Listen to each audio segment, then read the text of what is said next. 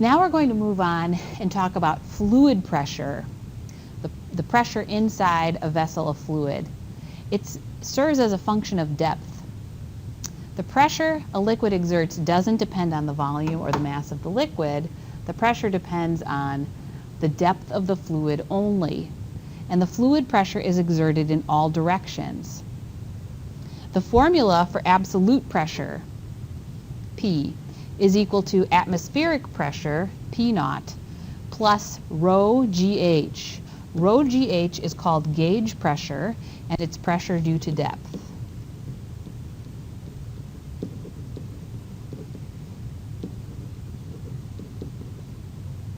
And again, this pressure is measured in pascals. Let's take a look at an example. Let's think about a glass of water. At the surface of the glass of water, there's pressure due to the atmosphere. And you may recall studying this pressure due to atmosphere in chemistry. And the pressure due to the atmosphere is sometimes written as 1 atmosphere. In terms of pascals, it's 1 times 10 to the 5th pascals.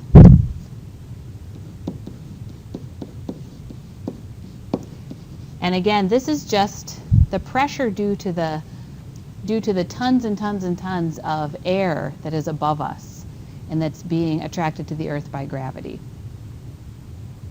So that's there. And then as we go lower in a liquid, there's also pressure due to the liquid pushing down. And the deeper that you go, the more liquid is pressing down on an object at a given depth. For the purpose of the formula, the depth is the only thing that matters. However, it's important to note that for any object submerged in any fluid, whether it's an object sitting on the ground and the atmospheric pressure is pushing down on it, or whether it's an object sitting in a glass of water or in the ocean, that for an object submerged in a fluid, the pressure is exerted in all directions equally. So there's pressure pushing down, but there's also pressure pushing from the sides and pressure pushing from below. So that depth in the formula is actually called h for height, but it's the distance below the surface. For water, a couple of things. The density of water is 1,000 kilograms per meter cubed. And we want to stay in the SI system with kilograms, meters, and seconds. And let's suppose that I wanted to find the absolute pressure at the bottom of a glass of water where the depth was about 10 centimeters or 0.1 meters. I would simply use this formula, and I would say that absolute pressure, P, is equal to atmospheric pressure, 1.0 times 10 to the 5th, plus rho GH. So rho would be 1,000 kilograms per meter cubed. G would be 9.81 meters per second squared, and H would be 0.1 meters. And when I multiply that out,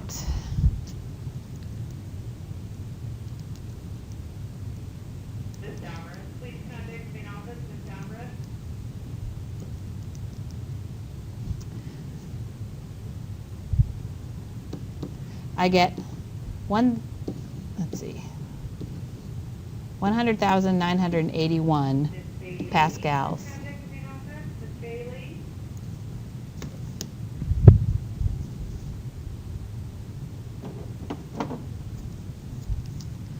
Here's another example. Calculate the absolute pressure at an ocean depth of 1,000 meters. Assume that the density of salt water is 1.025 times 10 to the 3rd kilograms per meter cubed, and that P naught is 1.01 times 10 to the 5th pascals. Now, just a note before we move on. In the last example, I told you that P naught, or the atmospheric pressure, was 1.00 times 10 to the 5th pascals. Atmospheric pressure can change.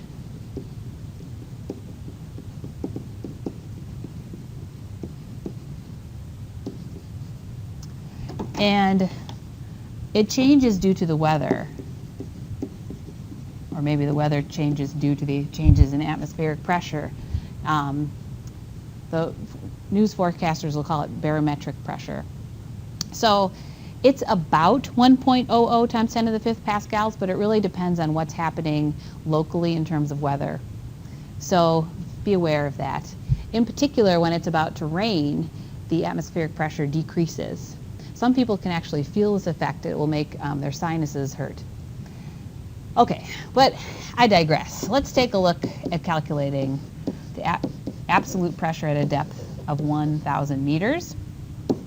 We've got an atmospheric pressure of 1.01 times 10 to the 5th pascals. We've got a density of 1.025 times 10 to the 3rd kilograms per meter cubed. G is 9.81. And H is 1,000. So we'll just take a moment to compute that. This is 1.007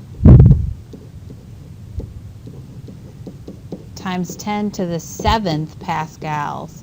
So just a note here, atmospheric pressure was times 10 to the 5th. This is times 10 to the 7th. That's a factor of 100 times the atmospheric pressure. That's significant, significant. And if you go that deep in the ocean, you better be ready.